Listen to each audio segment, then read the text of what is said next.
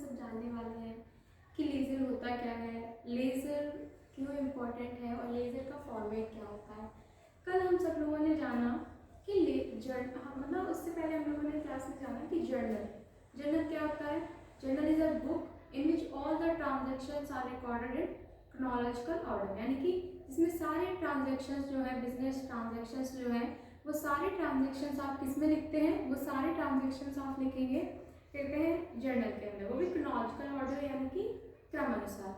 अब क्या होता है कि जर्नल में सारे अकाउंट्स तो मिल जाते हैं आपको, मतलब साफ सबकी की जानकारी मिल जाएगी, लेकिन क्या है आपको एक अगर पर्टिकुलर अकाउंट के बारे में जानना हो, एक पर्टिकुलर अकाउंट की सारी पोजीशन आपको पता करनी हो, तो वो आप जर्नल में नहीं कर सकते हैं।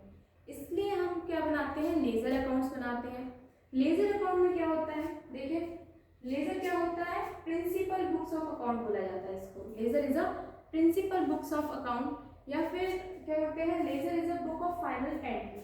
लेजर क्या होती है, फाइनल एंट्री की बुक होती है। सेकेंडरी डाटा से बनाए जाते हैं, यानी कि आप क्या कहते हैं, पहला जो एंटर करते हो वो जर्नल होता है, फिर जर्नल से आप क्या बनाते हो, जर्नल और सब्सिडायरी बुक्स होती हैं, उनसे मिलाकर आप क्या बनाते हो, लेजर बनाते हो। लेजर क्या है, अगर आपको किसी मतलब किसी भी क्या कहते हैं पर्टिकुलर अकाउंट की अगर आपको पोजीशन जाननी है, अगर आपको किसी भी पर्टिकुलर अकाउंट की पोजीशन जाननी है तो वो आपको किस में मिलेगी, वो आपको मिलेगी लेजर के अंदर। लेजर क्या होता है, लेजर में सारी इंफॉर्मेशन, बिजनेस रिलेटेड सारी इंफॉर्मेशन होती है, ठीक है, मतलब उस, और आप क्या करते हो, लेजर को एज ए लीगल प्रूफ भी शो कर सकते हो। लेजर जो है आपके कोर्ट में भी पेश किए जाते हैं, सब पेश किए जा सकते हैं सबूत के तौर पे। अगर आपके कोई केस है, आपने कोई मतलब सामान खरीदा है, उसका पेमेंट किया, आपके लेजर में वो लिखा हुआ है, तो आप क्या है सामने वाली पार्टी को, सामने वाली पार्टी के खिलाफ उस लेजर को एज अ प्रूफ भी साबित कर सकते हैं, दिखा सकते हैं कोर्ट में, ठीक है। और ये परमानेंट होता है, और इसी लेजर से हम क्या बनाते हैं, ये हमें लेजर से हम ट्रायल बैलेंस बनाते हैं, फाइनेंशियल अकाउंट्स बनाते हैं इसी लेजर से हम। तो लेजर क्या होता है, लेजर होता है आपका, ledger is a main book of accounting system. Ledger क्या होता है, मेन बुक होती है अकाउंटिंग सिस्टम की, यानी कि सबसे मेन बुक होती है, इसी से हम क्या बनाते हैं, इसके फर्दर अकाउंट जो है वो सारे इससे, मतलब इसमें सारे अकाउंट्स होते हैं, एक कंप्लीट इंफॉर्मेशन होती है बिजनेस की, यानी कि सारे cash related account, bank account, person का अकाउंट है, मतलब person related asset, liability, capital, revenue, expenses, सारे जो अकाउंट्स होते हैं वो लेजर में अलग अलग बनाए जाते हैं, अलग अलग हेड्स के अंदर बनाए जाते हैं, मतलब उनका अलग नेम होता है, उसकी कंप्लीट इंफॉर्मेशन आपको लेजर में दी जाती है। अच्छा, फिर क्या होता है, तो लेजर जो है प्रिंसिपल बुक है, ठीक है, क्योंकि इसमें वेरियस अकाउंट्स होते हैं, जिसमें वेरियस अकाउंट्स लिखे जाते हैं, जैसे कि पर्सन से रिलेटेड रियल अकाउंट है आपके, या फिर क्या कहते हैं असेट है, लायबिलिटी है, कैपिटल है, ये सारे अकाउंट्स आप इसमें लिखेंगे, मतलब इस सारे अकाउंटों की जानकारी, या ये सारे जो चीज़ें, कोई भी असेट है इसकी आपको जानकारी, अगर पर्टिकुलर किसी असेट की जानकारी चाहिए आपको, जैसे मशीनरी अकाउंट, अलग अकाउंट बनेगा, तो मशीनरी से रिलेटेड जितनी भी जानकारी आपको वो एक मशीनरी वाले लेजर में आपको मिल जाएगी। अच्छा, देखते हैं फिर क्या होता है, क्लासिफिकेशन ऑफ लेजर, लेजर का क्लासिफिकेशन। अच्छा, इससे पहले हम थोड़ा सा इसकी थ्योरी पे देखते हैं। लेजर क्या होता है, बुक्स ऑफ फाइनल एंट्री। क्या होता है ledger, book of final entry. ये किस पे बेस्ड होती है, जर्नल पे और सब्सिडायरी बुक्स पे। ये क्या होती है, प्रिंसिपल बुक्स ऑफ अकाउंट होते हैं।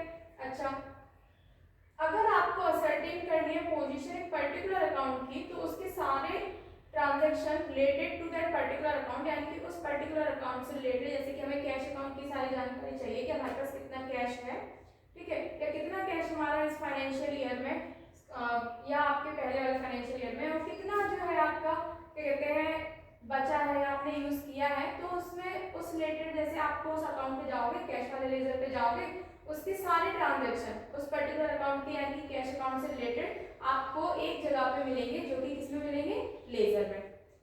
उसमें क्या होती है, उसमें सारे इंफॉर्मेशन बिजनेस से रिलेटेड कंटेन होती है, इंक्लूड होती है। परमानेंट रिकॉर्ड ऑफ बिजनेस होता है ये, और फैसिलिटेट करता है प्रिपरेशन ऑफ फाइनल अकाउंट, यानी कि आपके फाइनल अकाउंट जो होते हैं, trading account, profit and loss account and last balance sheet, वो जो है वो इन लेजर से ही बनती है। फिर इसको as a legal proof recognise किया जाता है। अच्छा, नेक्स्ट है हमारा टॉपिक इसी में, मतलब मतलब लेजर में ही क्लासिफिकेशन ऑफ लेजर, लेजर को हम क्लासीफाई कैसे करते हैं। तो लेजर में जो है 2 टाइप्स ऑफ अकाउंट बनाए जाते हैं, यानी कि 2 टाइप ऑफ लेजर होते हैं। एक तो बनता है जो परमानेंट अकाउंट्स होते हैं और दूसरे बनते हैं जो टेम्पररी अकाउंट्स होते हैं। परमानेंट अकाउंट्स क्या होते हैं, जो परमानेंट रहेंगे, जो हमेशा वैसे रहेंगे। और क्या कहते हैं, और दूसरा बनता है आपका टेम्पररी अकाउंट्स, जो टेम्पररी बेस पे बनते हैं, जो हर फाइनेंशियल ईयर में या कुछ टाइम बाद उसको क्या कर दिया जाता है, उसमें चेंजेस हो जाते हैं, तो परमानेंट होते हैं, हर साल में नया बन जाएगा। जैसे कि ट्रेडिशनल, ट्रेडिशनल में 2 टाइप आते हैं, परमानेंट और टेम्पररी। जो हमने मॉडर्न अप्रोच और ट्रेडिशनल अप्रोच पढ़ा था, अगर हम ट्रेडिशनल अप्रोच के बेसिस पे देखें तो ट्रेडिशनल अप्रोच के बेसिस पे परमानेंट अकाउंट होते हैं रियल अकाउंट और पर्सनल अकाउंट।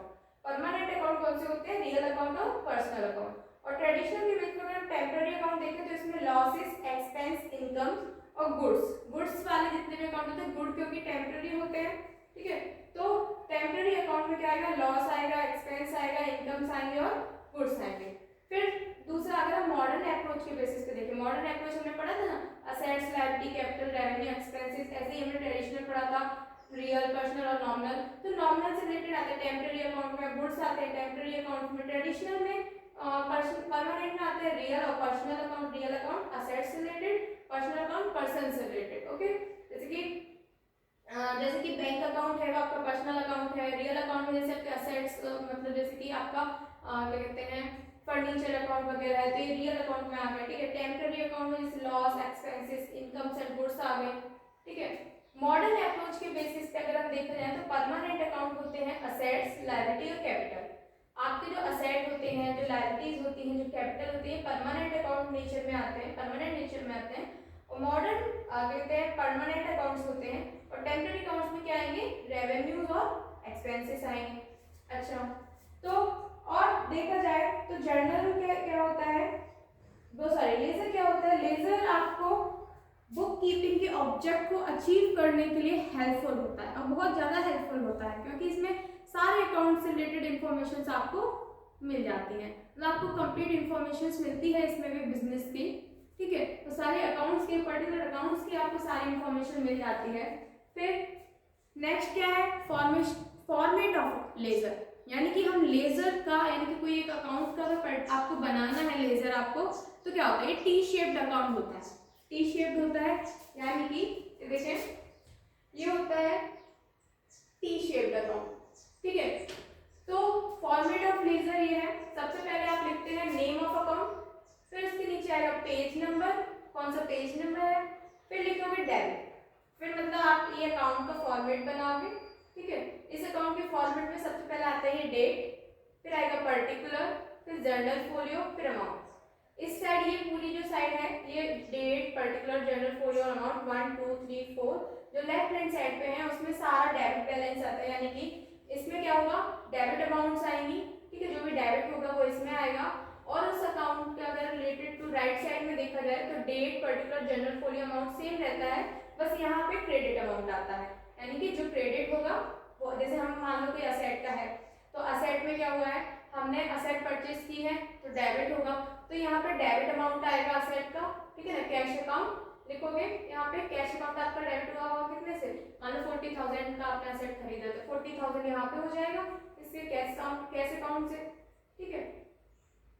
और मान लो हमने लायबिलिटी की है, ठीक है, यहाँ हमने फर्नीचर, वही फर्नीचर हमने एक कोई फर्नीचर था, फिक्स्ड एसेट था आपका, वो बेच दिया फर्नीचर से रिलेटेड, तो आप उसको क्या लिखोगे, क्रेडिट अमाउंट में लिख दोगे। अच्छा, डीआर का मतलब होता है डेबिट, सीआर का मतलब होता है क्रेडिट, और जीएफ का मतलब होता है जर्नल फोलियो। ऐसे ही क्या बनते हैं, ये आपका होता है फॉर्मेट ऑफ